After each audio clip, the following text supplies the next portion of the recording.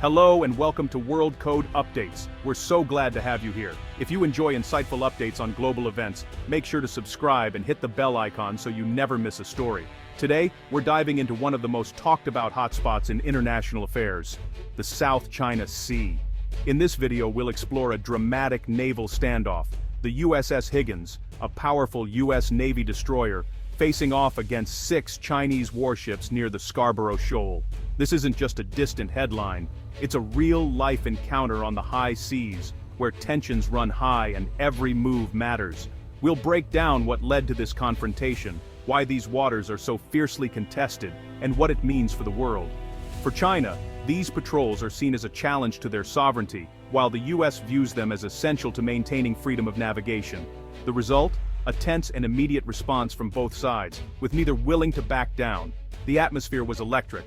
One wrong move could have global consequences. We'll take you inside the high-stakes maneuvers, the tense communications, and the razor-thin line between routine patrol and crisis. This is the new front line of great power competition, played out not in trenches, but across the open ocean. Around the world, people watched and wondered, was this just another routine encounter or something more? Newsrooms scrambled for updates, analysts studied satellite images, and governments issued careful statements. The South China Sea is a vital artery for global trade, and once again, it's become a flashpoint.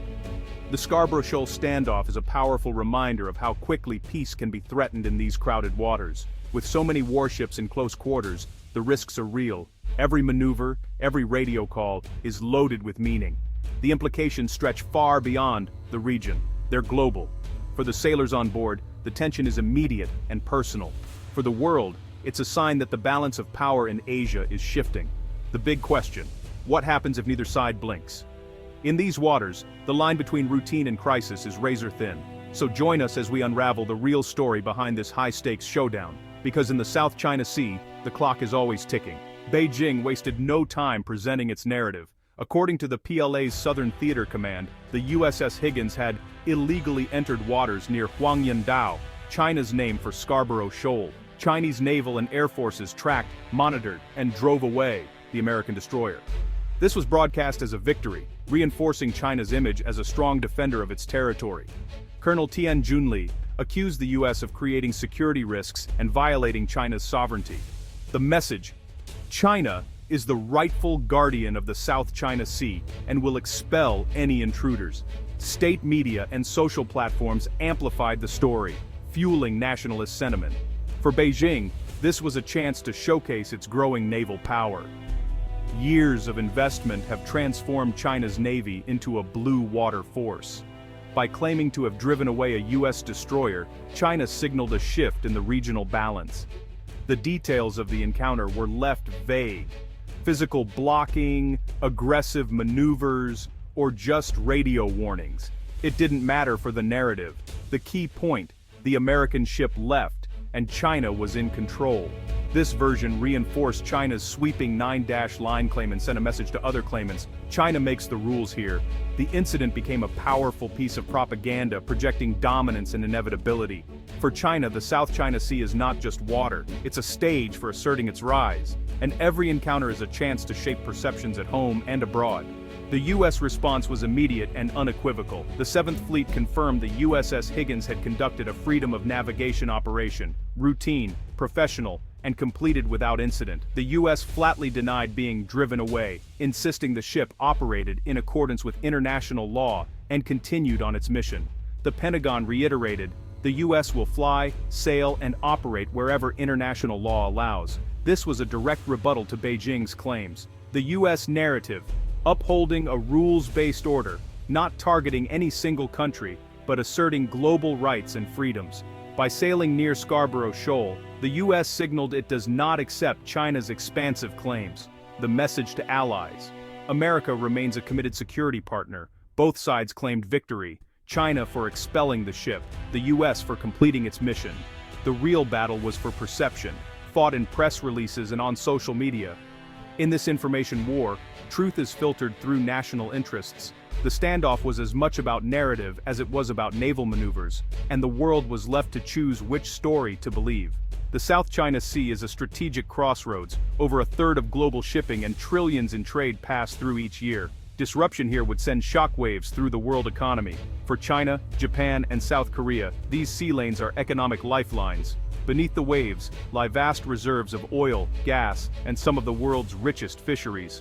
Control means access to resources and security for nuclear submarines, key to China's deterrent. That's why Beijing has built and militarized artificial islands, extending its reach. For the US, the stakes are about more than trade. It's about upholding international law and its Pacific power status. If China dominates here, US credibility with allies could erode. The South China Sea is a test of wills between economic necessity, military strategy, and global leadership. Every patrol is a message, every standoff, a warning. The world's prosperity and security are tied to these contested waters, and the risks of miscalculation are higher than ever. The Scarborough Shoal standoff was anything but isolated. The waters were crowded. US and Chinese warships, Chinese Coast Guard, Philippine vessels, and civilian fishing boats all converged. Scarborough Shoal lies within the Philippines' exclusive economic zone, affirmed by international tribunal. Philippine ships and fishermen regularly patrol, asserting their rights. This naval congestion creates a volatile environment. One wrong move could trigger escalation. Recent incidents, collisions, chases, water cannons, have raised tensions. Professional seamanship is essential, but brinkmanship is common. Every aggressive maneuver is a test of resolve. In this crowded sea, a single mistake could have catastrophic consequences. The sailors here navigate not just the ocean, but a geopolitical minefield. Scarborough Shoal is a triangle of reefs and rocks, mostly submerged at high tide. For the Philippines, it's Panatag Shoal, a traditional fishing ground and symbol of sovereignty, well within its EEZ. For China, it's Huangyandao, historical territory under the 9-dash line. China seized control in 2012, blocking Filipino fishermen and maintaining a constant Coast Guard presence. The shoal's location is strategic. If militarized, it would complete China's triangle of bases in the region. Its rich fishing grounds and potential oil and gas add to its value. At its core, the struggle is over sovereignty and national pride. The USS Higgins' presence was a direct challenge to China's control, a signal the US does not recognize Beijing's authority. Each US patrol is a reminder that Scarborough's status is unresolved. This small cluster of rocks holds outsized importance in the contest for regional power.